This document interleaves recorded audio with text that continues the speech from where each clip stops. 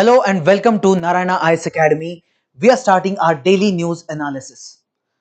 Now today I've picked up 5 most important articles which are very relevant for your examination from The Hindu and Indian Express, and we are going to cover them in detail.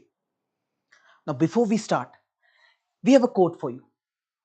Do not stop when you are tired. Stop when you are done. Now usually the habit that we have is we stop whenever we are tired. We study, we have a target, we never complete that target. Now, this quote is simply saying be consistent, be disciplined. Show that discipline that once my target is achieved, I'm going to stop. Now, when you have this kind of a mindset, nobody can stop you from winning or from getting the results that you wanted. Okay, so with this quote, let's move ahead. Now, as far as Narayana's Academy is concerned, we have 1 year and 2 year courses which are open, admissions are open. You can get the admission, you can get all the details through our website. So you must be getting that QR code which you can utilize. So the details are also given over here. 800 plus hours of general studies and CSAT classes. Current affairs classes would be separately covered. Micro schedule will be provided. Faculties are there. Testing mechanism is there. You will be solving so many tests for prelims as well as mains. All this will be provided with this 1 year as well as 2 year course. Okay. Now let's start with our 5 topics. The first topic or the first article of the day is about this role of speaker with respect to anti-defection law. Now there is one interesting thing. In India we have anti-defection law, and there is very much importance given to the speaker or the chairperson of our legislature. They can take decisions when it comes to anti-defection. Now, when will they take that decision? That completely depends on that person or that position. Now, here Supreme Court is trying to know whether Supreme Court can question it. If let's say Speaker is not taking any decision, the case is there. Many people have brought anti-defection related query, or let's say some MLAs or some MPs are supposed to be disqualified under this anti-defection law. But what the speaker is doing? Speaker is not taking any action. Let's say 6 months, 1 year, 2 years, time is going on, but speaker is not taking any action. If that is the case, can Supreme Court go ahead and give direction to the speaker? See, speaker is a constitutional authority. So can Supreme Court do this? This is something being questioned over here. So very important article, we can say. Now the second article, this one is related to vaccines. So since COVID-19, we are very much interested in vaccines, especially we are interested in knowing whether our vaccines are safe or not. What kind of clinical trial process we have. Can we trust our government who is coming up with those trials or approval for those trials? So all this will be discussed over here. Then the third article is related to Google tax, or we also call it as Equalisation Levy. So recently Government of India has said that we are going to remove this Google tax because we want to build some decent relationship with United States. Now we are observing since last few days or few months, there is a consistent pressure on Indian government regarding the tariffs or taxes from the Donald Trump administration. So here we see one action taken by Indian government to relax some kind of tax or tariffs. Then the next article is related to this gold monetization scheme. So government has made some changes with regard to this gold monetization scheme. We'll understand that. And at last, there is an article or an editorial in The Hindu about Afghanistan, specifically dealing with India-Taliban relationship. So these are the 5 articles. We'll start with the first one, that is this anti-defection law. Supreme Court considering the question of timeline for speakers to decide on defections. Now this topic is highly important. If you see the previous year questions, you will observe that there are many questions asked on the same topic. Now this is one mains topic or mains question. Individual parliamentarians' role as the national lawmaker is on decline, which in turn has adversely impacted the quality of debates and their outcome. Discuss. Now, this is a very broad question and you can bring in this anti-defection angle while writing answer. Even in prelims also, many times questions have been asked on 10th schedule or 52nd amendment, which is related to this anti-defection law. Now, let's understand exactly what is happening and why we are studying it. What is this defection? Unless we understand what is defection, it's all useless. Defection. Defection means going against the allegiance which you have with someone. Let's say there is one MLA who is in a particular party. Let's say, for example, we have taken BJP party. Now, this MLA has got elected on the seat which he got from BJP. He is part of this BJP party. But after getting elected, let's say after a few months or few days, this person decides that I don't want to be part of BJP. I'll go to Indian National Congress or let's say any other party. Now, this we can call as defection, wherein you are changing your allegiance. You were loyal towards this party, now you have changed your loyalty, you have gone to another party. Now, this is defection. Now, why this defection is a problematic stuff for any government is because in India or in any democracy where there is executive which is formed using numbers. Let's say in India, if you look at the number game, we have, let's say, Lok Sabha. From the Lok Sabha, whichever party is having majority, that party is going to form the government or become part of the executive. Now, to gain the majority, parties struggle a lot. Now, after getting majority, they come up with their ministries, they make someone prime minister. But suddenly, if few MPs or few MLAs, let's say in this case, few MPs, they suddenly change their allegiance, they go to another party. That means they defect. In that case, what will happen? The government, the executive cannot sustain.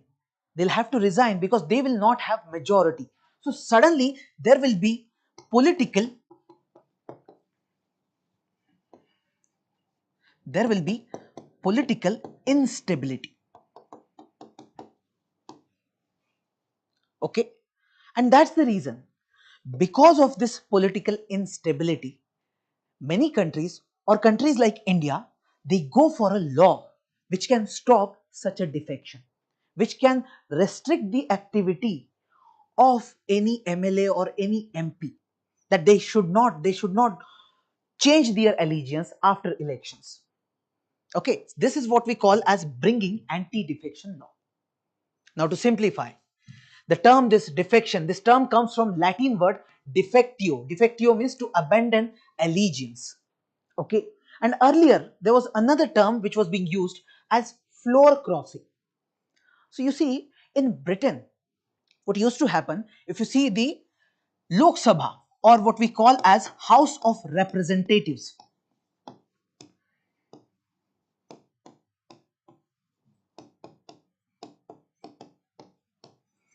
House of Representatives of Britain. There, the party which is in power might be sitting on this side and party which is in opposition will be sitting on this side. So usually what used to happen, if there is one member of parliament who wants to defect, who wants to change the allegiance from this party to that party, in that case, he used to walk on the floor and go to the other side. That's why there was a term which was being used, that is floor crossing. They were crossing the floor. Okay. Now this is very common. This is very common. This used to happen in Britain. This is happening in India. Even nowadays, this phenomena is very common. But as far as Indian Indian politics is concerned, if you look at the history part, before 1967, we did not observe defection in massive number as such. There was no substantial defection as such. So if you look at the Indian politics carefully, you will observe that before 1967, that means the first three elections which took place, in those elections, Congress was dominating. After the independence, there was a substantial domination of Congress. We call it Congress system also. And there, we did not observe much defections as such. But after this fourth general election of 1967, we observed such defections taking place in mass numbers. So specifically, if I talk about this year, 1967, a slogan became very famous about Indian politics in the media. The slogan was Aya Ram Gaya Ram. That means Ram came and Ram has gone. Ram has walked away, showing that there is one MLA named Gayalal from Haryana. In just one day, he changed three political parties. He switched from one party to another and then from that party to the next one in just one single day. And that's the reason this slogan became very common. Now, when government observed such things happening, they decided that we need to take some action. So, firstly, a committee was set up. Committee studied all this thing, and later on, they came up with some kind of recommendations. Now, the same recommendations later on were accepted and became part of our legal system through anti-defection law. So, Government of India brought anti-defection law in the year 1985 to stop such Ayaram Gayaram kind of phenomena, to stop such defections so that we can maintain some political stability. Okay. Now, when we talk about anti-defection law, to bring this law, this 52nd amendment was introduced in the Constitution of India, and this anti-defection law is mentioned in detail. There are so many clauses, so many things mentioned in this particular law, and that's the reason there was one extra schedule introduced in the Constitution. See, whenever you're making any amendment in the Constitution, you bring in a new article or a new clause. But let's say you want to come up with a legal framework which is very lengthy, very detailed one. You usually bring one article, but also in addition to that article, you also bring in a schedule, and in that schedule, you provide all those details. Okay, so for the sake of organizing the Constitution in a better way, this thing is done. So we brought a new schedule called 10th schedule. Okay, now we need to know what are the provisions mentioned in this 10th schedule or this anti-defection law. Okay, so let's start with the first angle of disqualification. We said that now after bringing this law, defections will not be allowed. So if you are an MLA or if you are an MP and if you are defecting from your party, then you will be disqualified. You will not remain MP or MLA. Such provisions are brought in this law. Now, if we talk about those grounds of disqualification. Now, first thing is, if any MLA or MP voluntarily gives up his or her membership, in that case, he can be disqualified. See, I got elected on the seat of one party, and then later on I choose not to be part of that party. Then that party will reach to the speaker or the chairperson, and they will go ahead with this process of anti-defection, and I will be disqualified. Now, one interesting thing is, it's not like I'll have to say that I have voluntarily resigned from the party or I have voluntarily given up my membership of the party. Rather, even my actions can be considered. So let's say I'm part of a political party. I don't like to be part of it, but I'm not saying anything. But my actions are exactly contradictory to what the party requires. So let's say my party wants that today the bill which is being presented in Lok Sabha, we all should say no to this bill. We all should protest against it. But there I go and I don't do what my party wants. I rather support that particular bill. Then in that case, my action is completely against what this party wanted. And that's why the party can go ahead and file the case or petition of disqualification against me. Because my action is clearly showing that I do not have allegiance towards my political party. Clear? So in the grounds for disqualification, it is clearly mentioned that if you are voting or abstaining against the party whip without permission, in that case, you will clearly be disqualified. Okay. Now there is one more thing. Let's say some people are not belonging to any political party. Let's say the independent candidates, those who are not having any allegiance to any political party. In case such a member of parliament or MLA joins any political party, then they will be directly disqualified. Okay, disqualified as in the process will go on in the legislature. Now, apart from independents, we have some nominated members. Let's say president nominated 12 people in the Rajya Sabha. Now, such nominated members, if they join any political party after 6 months, in that case, these nominated members can also be disqualified. So, such clear clauses are mentioned under this anti-defection law, the 10th schedule, and these are the grounds for disqualification. Now the question is, who is going to disqualify? Who is having this power to disqualify a member of parliament or an MLA? So you see, if you're looking at Lok Sabha, it will be the speaker, Lok Sabha or your state legislature. And if you're reaching out to the next house, that is the Rajya Sabha, in that case the chairperson, he or she who is leading that house, they have got the power to disqualify such an MLA or MP. And their decision is considered to be final decision because they have the real control over legislatures. And in India, we have separation of power. Legislature works completely separately, executive works separately, and judiciary works separately. And we expect all these organs to stay restricted with themselves. They should have their activities in an autonomous manner. Okay. Now, one interesting thing about this power to disqualify is, let's say a speaker has to decide on a particular case. There is no timeline mentioned in this anti-defection law. So the speaker might feel that I'll not take any decision for next 5 years, and after 5 years anyway, this Lok Sabha or the elections are going to take place.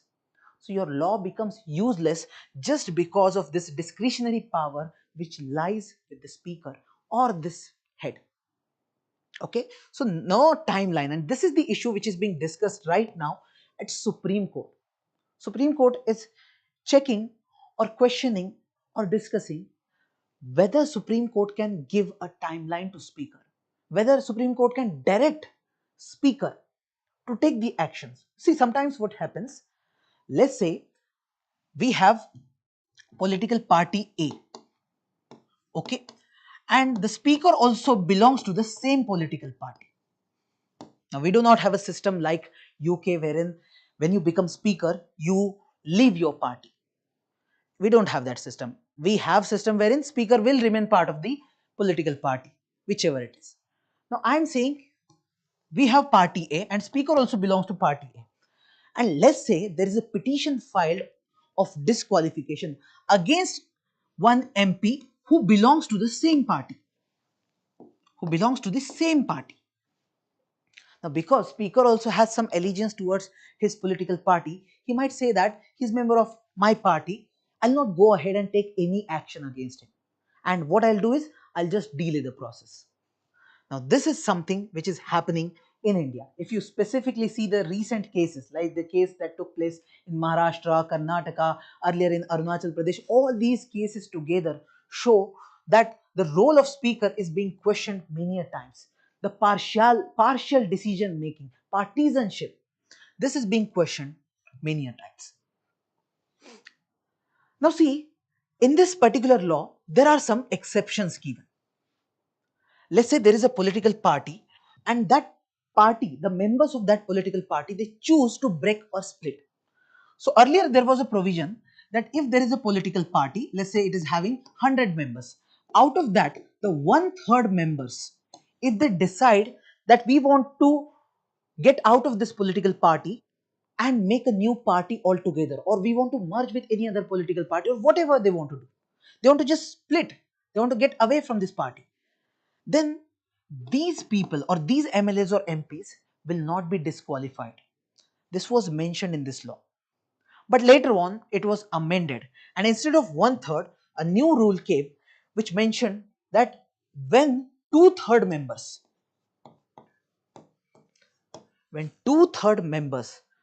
they decide to go for the split or merger, in that case they will not be disqualified. Now this is a tough number. That means, let's say you have 99 members, or let's say 100 members, not we are seeing two-third of them. That means it's a very substantial number. Only one-third will remain. These two-third, if decide to go for any merger, or to go ahead with building a new party altogether, in that case they won't be disqualified. Okay. Now there's one issue with respect to this anti-defection law, wherein Supreme Court and this speaker or the chairperson come into contradictory forms or come in conflict. That is, whether there is possibility of judicial review of the decision which is being taken by the speaker or this head. See, we said that because we have separation of power, Supreme Court is not supposed to interfere in whatever decision is being taken with respect to this disqualification. And because speaker is acting like a quasi judicial body, some kind of a judicial body, or simply we can say a kind of tribunal. Speaker in such cases is acting like a tribunal. So the question was whether Supreme Court can change the decision which is taken by a speaker. Just because speaker has taken a wrong decision with a malified intent, can court come into picture? Supreme Court go for the judicial review. Is it possible? So earlier it was being considered that it is not possible, but there was a case called Kyoto-Holohan case. Now this is a very famous case which came into picture in the year 1992. Kyoto-Holohan. And here what this Supreme Court said, that speaker's decision is subject to judicial review on the ground of malified intent or perversity. So in case speaker, because of his wrong intents, he has taken a wrong decision, in that case Supreme Court can question that decision and go for judicial review and even change or alter that decision completely. Clear? So these are the core provisions with respect to anti-defection law.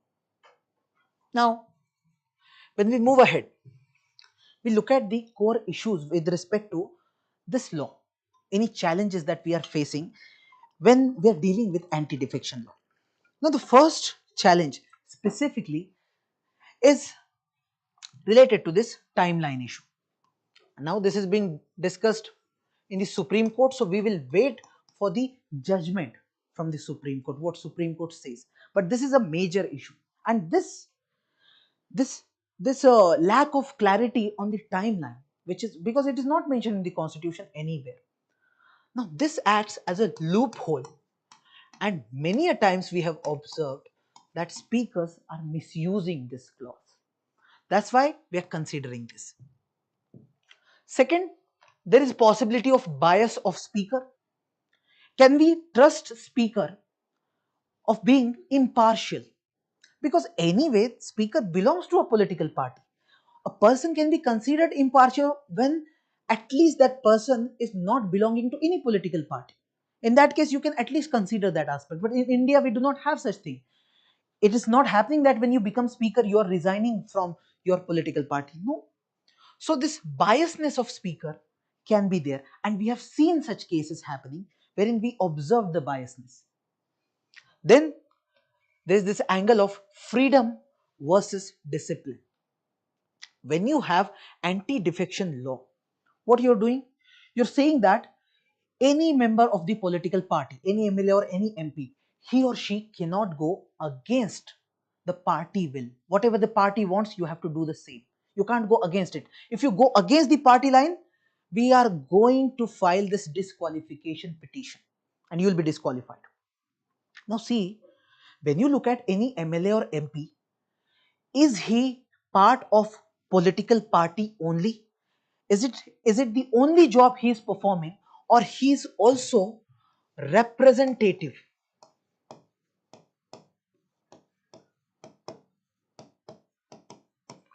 representative of a constituency?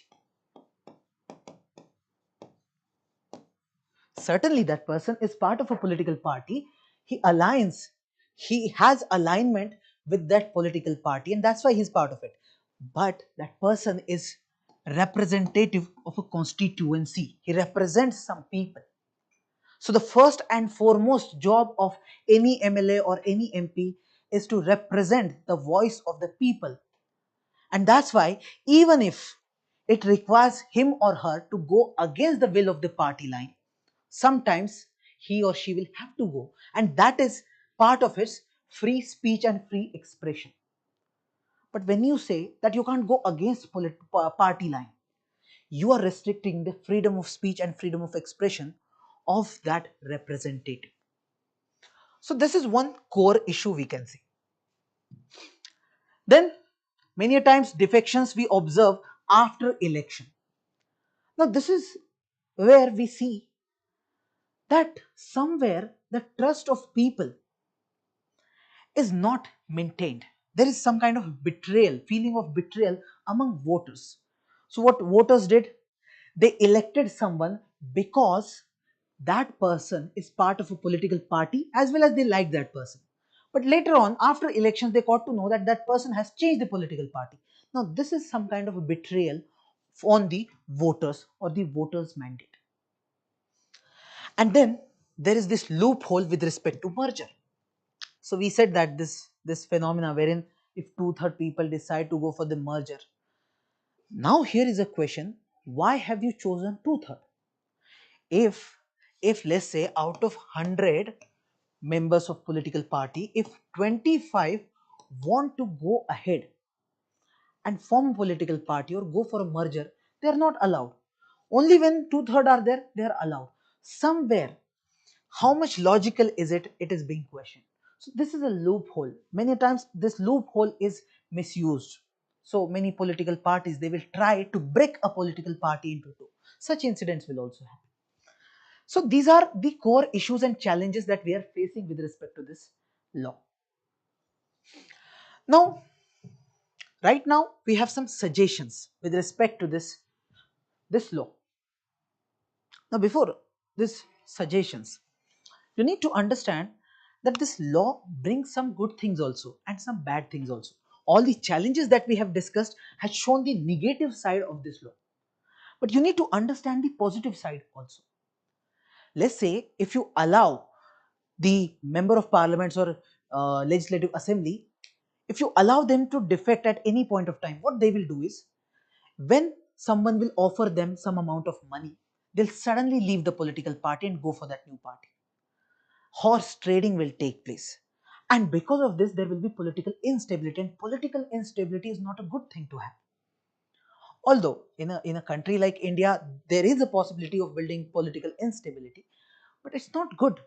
And see the intent of this representative: if he chooses to voluntarily leave a political party, that's a good thing. But when you see the examples of ayaram gayaram kind of scenes, it clearly shows that the person is interested in money or power, and that's the reason the person is continuously changing his or her alliance or allegiance. So that's the reason we need such laws or such kind of phenomena or such kind of frameworks which restrict such activities. So try to see the positive as well as negative angle, both. Now there are some suggestions. So there was a committee called Dinesh Goswami Committee. This committee in the year 1990 gave some recommendations.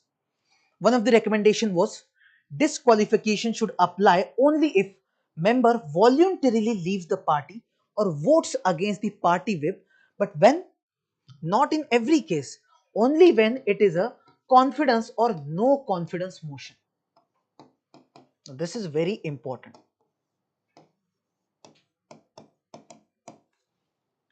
You see, when the Lok Sabha sessions are going on, every day many bills are coming. You have to vote for so many times. Here, Dinesh Goswami is committee is saying that if a member of parliament wants to vote against party line on those bills, that's fine. But when it comes to no confidence motion or confidence motion, that means, let's say the government is at stake. Let's say you are bringing no confidence motion against the government. If that government is not able to prove its majority with that motion, for that motion, in that case, the government will have to resign and there will be political instability.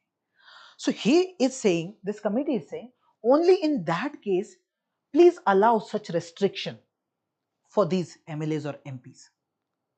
But for normal cases or for any other thing, for any bill or any other thing, there should be freedom of speech and expression provided to these representatives. Second thing is, disqualification cases should be decided by president or governor based on election commission's advice. Now this is very interesting. Here they are saying that don't involve speaker in this because speaker is a biased person. Rather, bring in Election Commission of India. Let Election Commission of India give some advice to the president or governor and their decision would be final after that. Okay, this is one advice or recommendation. Apart from that, we have Law Commission report came in the year 1999. They said remove all these exemptions for splits and mergers from the disqualification. So you don't need such things as such. Then treat pre-poll alliances as political parties for anti-defection purpose. So if before election you made an alliance, let's say Shiv Sena and BJP alliance, but after the elections, let's say that alliance breaks. Now that should also be considered as ground for defection. Okay, because these two parties, even if they were showing alliance, they should be considered as one political party. Then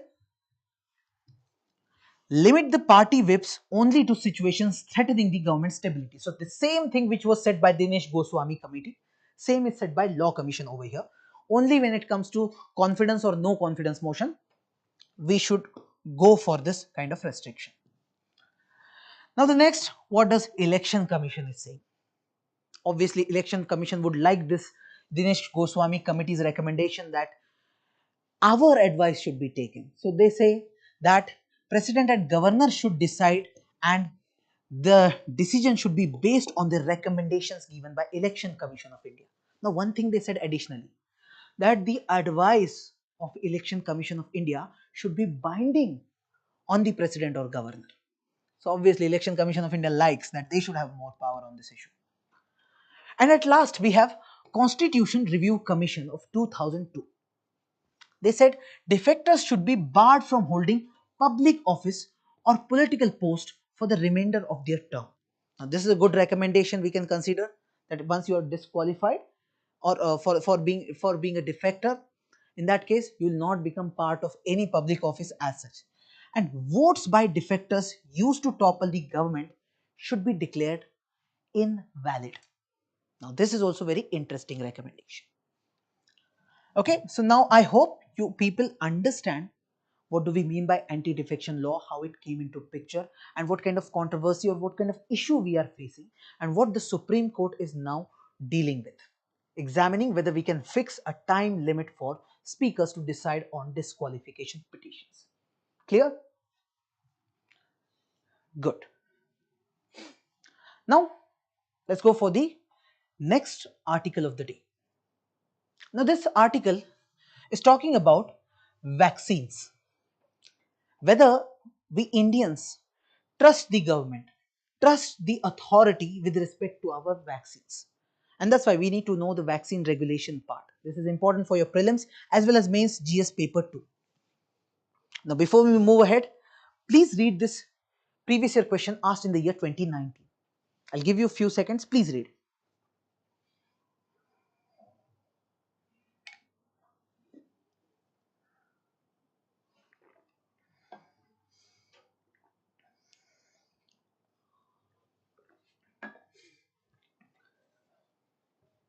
Done. Now this question is very much focusing on the virus.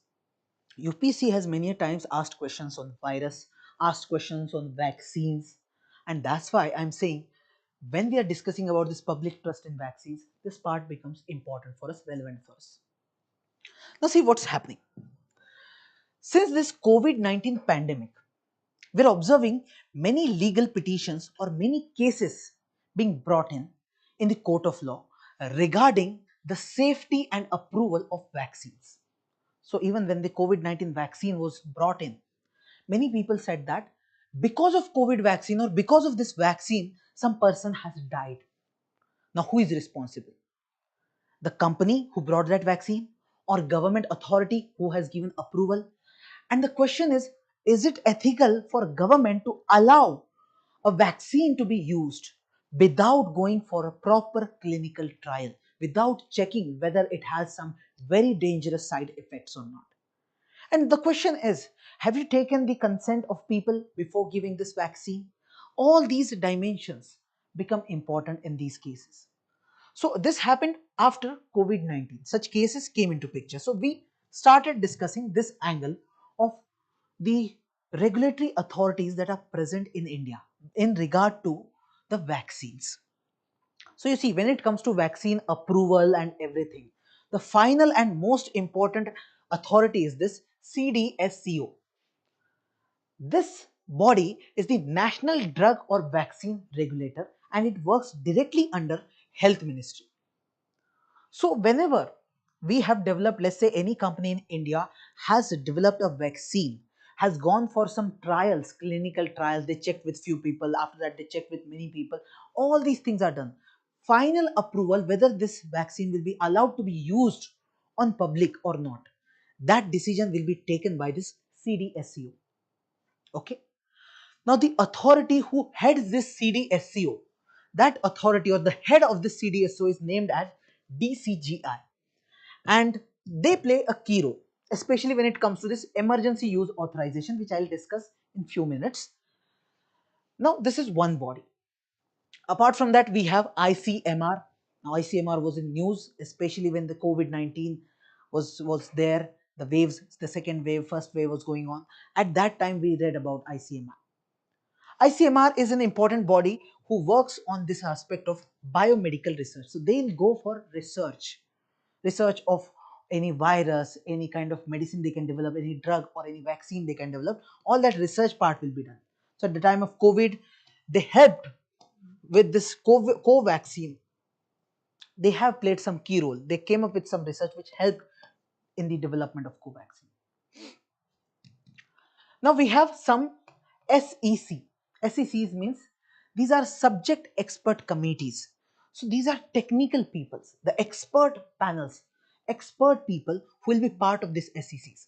So whenever you're going for those clinical trials and all, whenever you need to give some advice to this CDSCO or this DCGI, this panel of experts become important. Okay. So this is the regulatory structure that we have.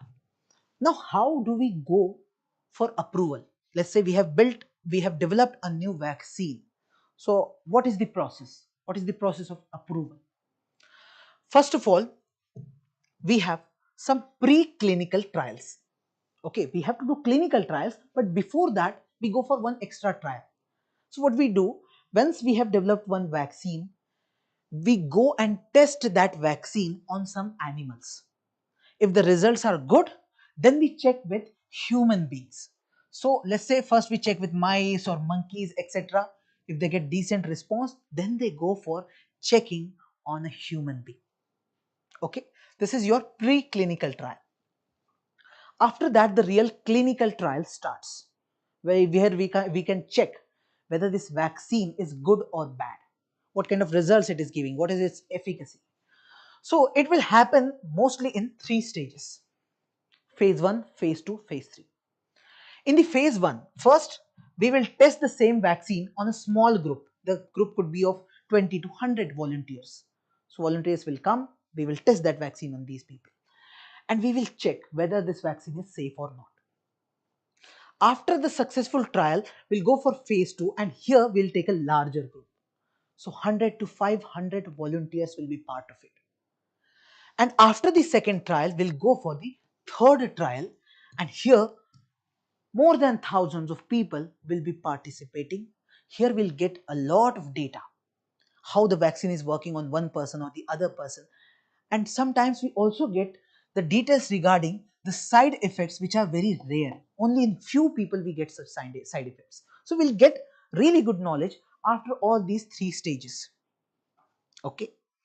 Now, once three stages are done, you reach out to that body, DCGI, CDSCO, to give the approval. Once they give the approval, you can use this vaccine. Okay. So we have this phase 4. After this vaccine which becomes public, which is being used on public, after that we go for phase 4. Phase 4 is clinical trials already done. Now it is being used, and now government or the authorities will observe keenly, are we getting any kind of side effect among people. So ongoing monitoring after public rollout, this is the core part. So for long term they'll check everything. So this is post marketing surveillance, we say. Now there is one interesting thing which is called emergency use authorization. So let's say sometimes we have some kind of a public health emergency. Let's say COVID-19 pandemic, that was an emergency for us. Now, whether we should wait for all these three clinical trials to complete, all the data to be collected, all the data to be evaluated, and after that we give the approval.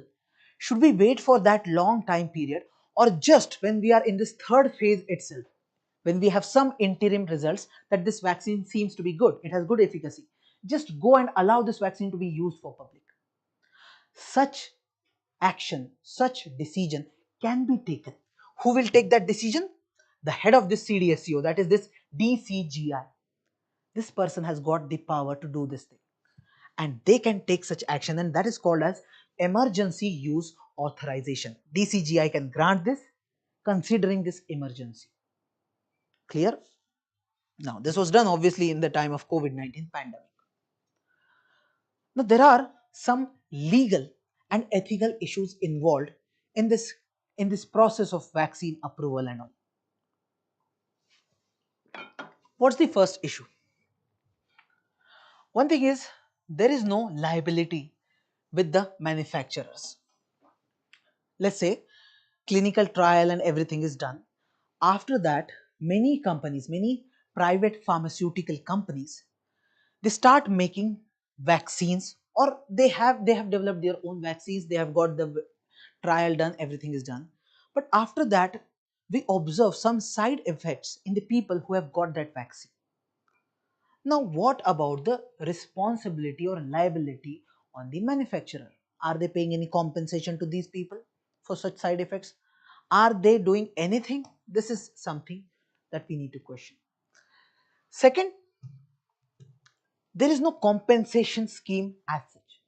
So let's say because of government's rollout of a vaccine, if many people died or got some kind of health disease as such, will they be provided with any compensation? No. Because right now we do not have any such compensation scheme available in India. Third, lack of transparency. You see, when these clinical trials were going on, or they are going on, let's say today also it is going on, what about the data which is being collected? Who is the person who is checking it? What kind of data you got? Have you checked it correctly or not? Everything should be transparent. Public should know about it. But we do not observe such transparency. This is one of the core issues because of which many people are concerned about vaccines. They don't have trust. And lack of transparency can lead to this lack of trust. People will not trust the government authorities or health department. Then there is issue of consent. See, we always want that if you want to give me vaccine, or if you want to do something with me, you take my consent first. I should have the information about the vaccine. When you don't provide the data related to that vaccine, then you have taken my consent without giving me the information. So this is questionable. And at last, the legal burden lies on victims. So let's say you got some side effects, this vaccine was harmful for you. Now it is up to you to reach out to the courts and all. The burden is on victims. This this is an important issue. Okay, so these are the issues which are being discussed right now in this particular article. Clear? Now moving on to the next article, that is related to this equalization levy. Now this article is in news, and this is kind of a transitioning news. So we observed US President Donald Trump first started pressurizing in his campaign. Also, he talked about putting some tariffs against many countries for bringing some fair deal for America. Now, as part of the same transition, we are observing a new trend, or Indian government's decision of cancelling out or abolishing Google tax, or what we call as equalization levy. So we'll understand what is it exactly. You can read this previous year question asked in 2018 to know that questions are asked on these taxes, tariffs, etc. Please read the question. I'll give you 10 seconds to read it.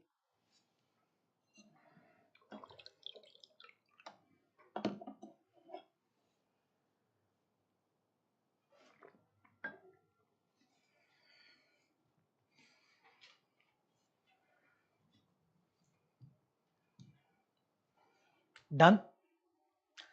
So this question is asked in mains. Even in prelims, you can expect questions, especially on this Google tax or equalization levy. You should know about such taxes or any kind of tariff brought by Government of India. Now see, Government of India had already brought one particular tax. It's a tax on some companies. Okay, we call it equalization levy. Now this was brought in the year 2016, and now government is saying we are going to remove this particular tax. Now we want to know what is this exactly. Why are we calling it as Google tax? Now see, usually what happens, if there is a private company from a foreign country, let's say from USA or let's say Britain, from any such country, any company is coming to India. They set their physical infrastructure over here in India, and they sell something. They sell some goods, some services, and they earn money from India, from Indians. When they earn some money or make some profit, they pay some tax to the government of India. This is the normal process. But now we have some companies like Google. If you look at Google, Meta, all such major companies, these companies, they do not have any physical base as such in India, but they are running their digital infrastructure. Many Indian companies, many Indian individuals, they pay to these companies for some kind of advertisement. So let's say I run a company.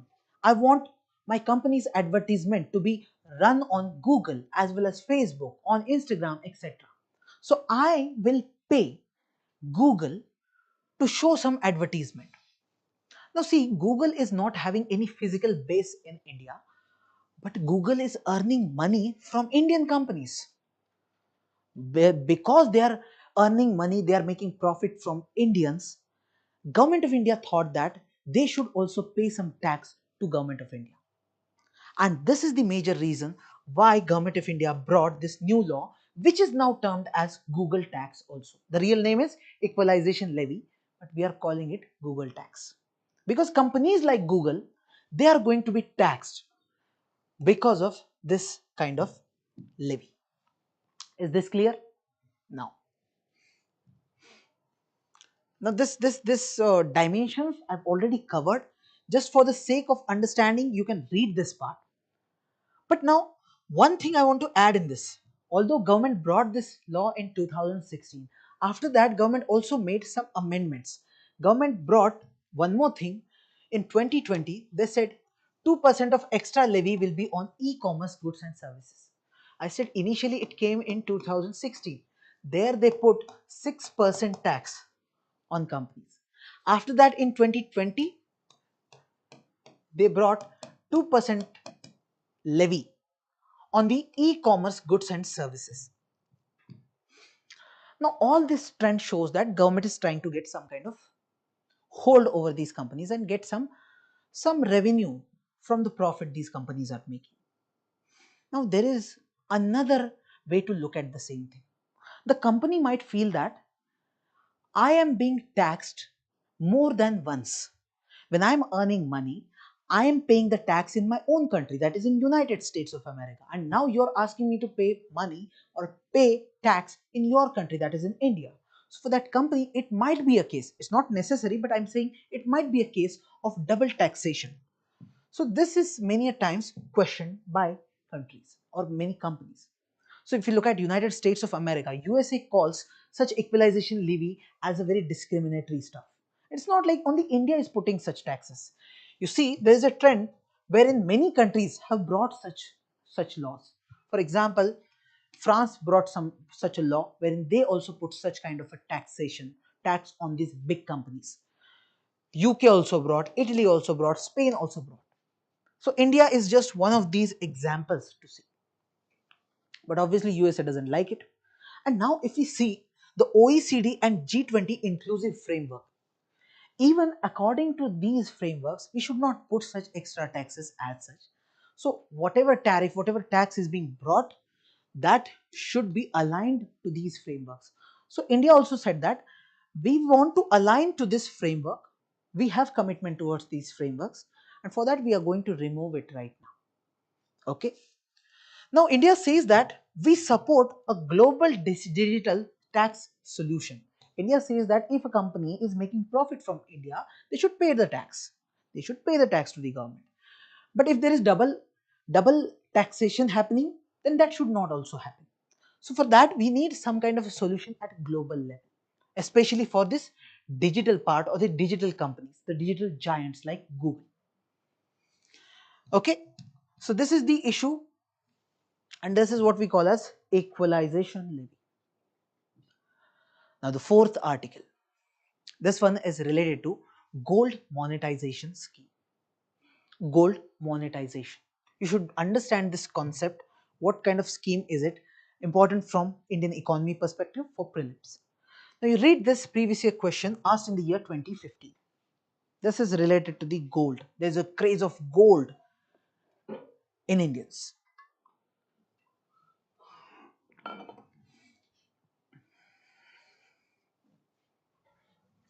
So what the question is saying, craze for gold in India has led to surge in import of gold in recent years. So because Indians like gold, they want gold jewelries, they want to keep reserve of gold, and that's why there is so much demand of gold in India. Even when we have so much gold in India, still there is a very high demand, because of which we have to buy gold from other countries. So there is increase in import of gold in recent years and put pressure on balance of payments and external value of rupees. In this view, examine the merits of gold monetization scheme. So directly question has been asked on this gold monetization scheme. So obviously you should know about the scheme. What is it exactly? Okay. Now why we are reading about it? Because government has recently said that we are going to discontinue medium and long term deposits under this gold monetization scheme. So in this scheme there are three different segments: short term deposit, medium term deposit and long term deposit. Out of that medium and long term, this is being cancelled out, this is being discontinued right now. The short term will continue. That's the reason we are studying this right now.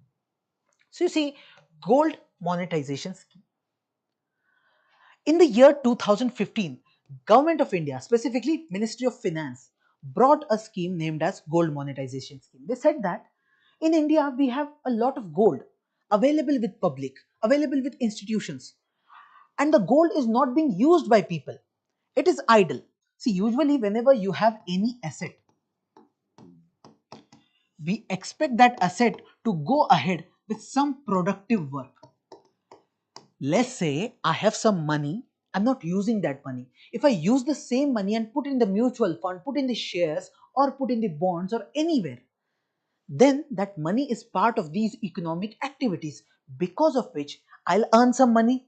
overall government will also earn some money because economic activities are going on. I've not kept that money in my saving account or in my wallet and not using it. That is not a good decision economically. Now, when government looks at the gold, they say that in India we have gold. If you look at people, the citizens, everyone is having some kind of gold reserve with them in the form of some coins, biscuits, some jewelries, anything. And they are not using it. They can use it, but they are not using it. They are not earning money also. See, the gold is there, they are not earning any interest out of it. No. So government said, we have a scheme. Under this scheme, you can bring your gold and you can deposit it for few years. Now, just like your fixed deposit, you can deposit your gold, and after few years, we will pay you substantial amount. Now, either you will get back the gold or you can get the money in cash, but you will also get some interest on monthly, on yearly basis. You will get some interest. So here you are using that gold to earn some money, and this becomes part of the entire economy. Now this gold will not be idle gold. Now this gold is being used for some productive purpose. Okay. Now how this scheme exactly works? So let's say you are this customer. Now you will take your gold and reach out to this CPTC. Now it's a collection center. Collection center. So they are going to collect your gold. They'll check the purity of that gold, and accordingly they will decide the value of that gold. The CPTC will play this important role. Now, what you will do as a customer, when you have given this gold to them, they have given all that value and everything, then you will reach out to the banks. Go to the bank and tell them that I want a bank account and I want to utilize this gold monetization scheme. And whatever information bank requires, that what is the cost, what is the value of your gold and all, this bank will take this information from this collection center, that is CPTC. Okay. So this is how this process will go on. Now what the CPTC will do with that gold, because gold is collected by CPTC, they have got this gold, they will send this gold to refineries. So the refineries, they might melt this gold and make something else. They can give this loan as give this gold as a loan to many jewelry shops, or they can use this gold for any other purpose. Okay. So this is how the entire process will work, and this customer will earn some interest from the bank. So first of all, he is going to get some interest. This is one thing. Second thing he can get is either he will get his gold back or he'll get the cash amount. So he has to choose first what he wants at the end. If he chooses to get the gold, then at the time of maturity, he'll get the gold. Or else if he chooses to get the cash, then whatever is the price value of gold at that time, he'll get that amount. Okay, so this is gold monetization scheme. Now I said the deposit under this scheme are of three types: short term, medium term, long term. Short term means for 1 to 3 years, medium term 5 to 7 years, and long term means 12 to 15 years. Now, one interesting thing is the short term is good because the interest rate that will be provided to you is set by banks. That is profitable. But when it comes to this medium or long term, there is some fixed interest rate which is being provided, that is of this 2.25% or 2.5%, and this is paid by government.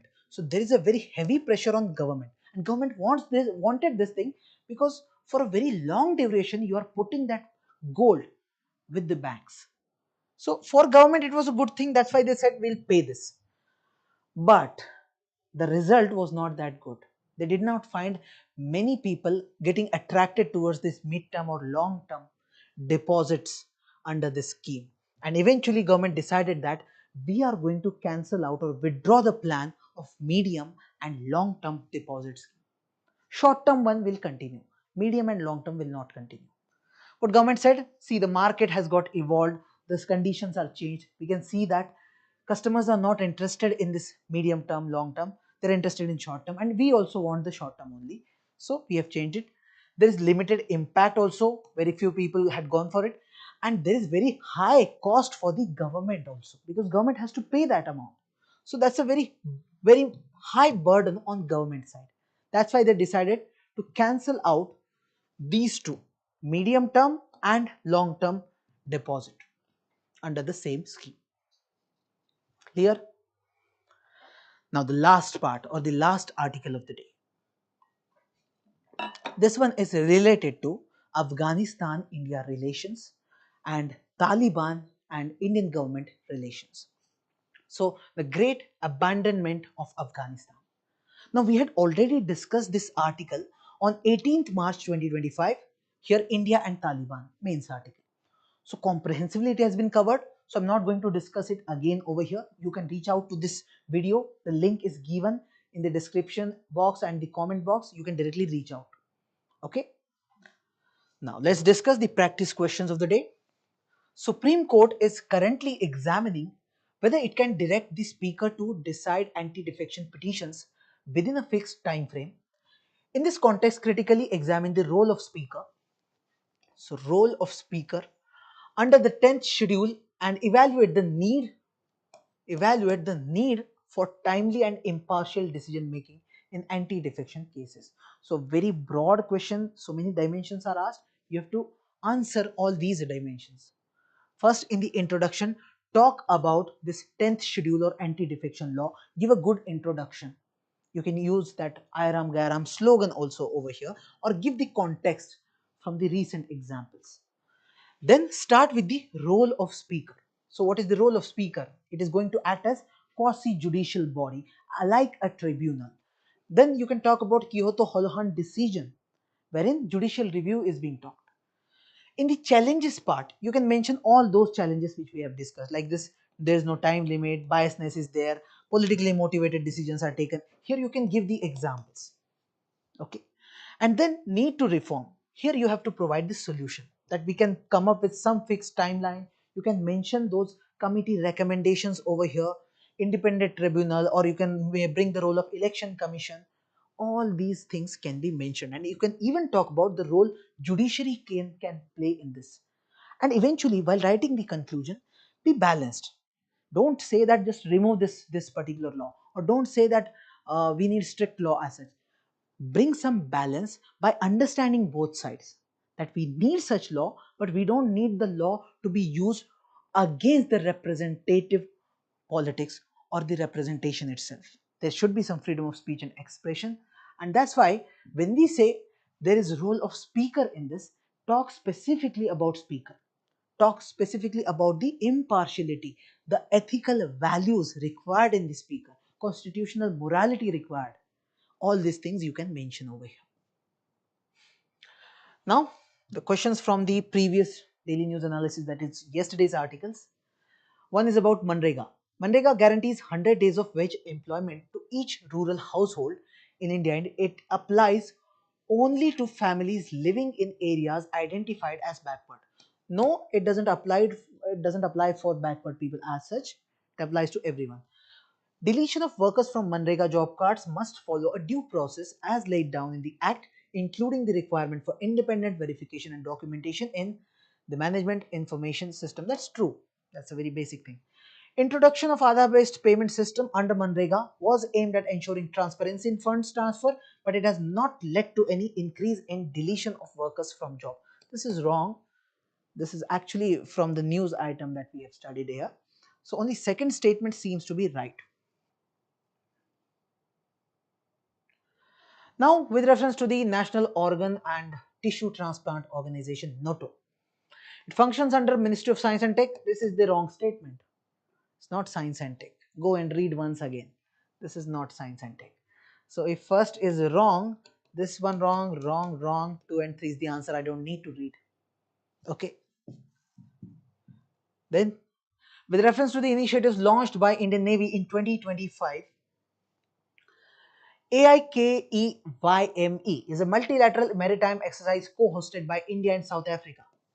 It's not South Africa, it's a different country. Okay, go and check which country is it. So first statement is wrong. IOS Sagar involves the deployment of Indian naval ships with personnel from multiple friendly foreign countries. That's true. The vision of Mahasagar was announced to strengthen India's maritime cooperation, specifically with Southeast Asian nations. Now, this is wrong. We're talking about African countries and not Southeast Asian countries. So, third statement is wrong. 1, 3 wrong. 2 only. B is the right answer. Got it? Now, we have 3 questions for today's articles. Okay. Now, these are homework for you. Please read those questions, attempt them. You have the option to attempt using the link which is there present in the comment box, and you can attempt it. Otherwise, you'll get the answers tomorrow. First question, you can pause the video and read this question. Okay, this question is about the Central Drug Standard Control Organization, that is CDSCO in short. Okay. Second question is on Gold Monetization Scheme. Again, you can pause and read this question and attempt it. And the last question, Equalisation Levy. It's a very easy question which you can attempt. Okay. So please attempt. And now we will wrap up the session. Thank you so much for joining. We'll come up with a new session tomorrow. Thank you so much.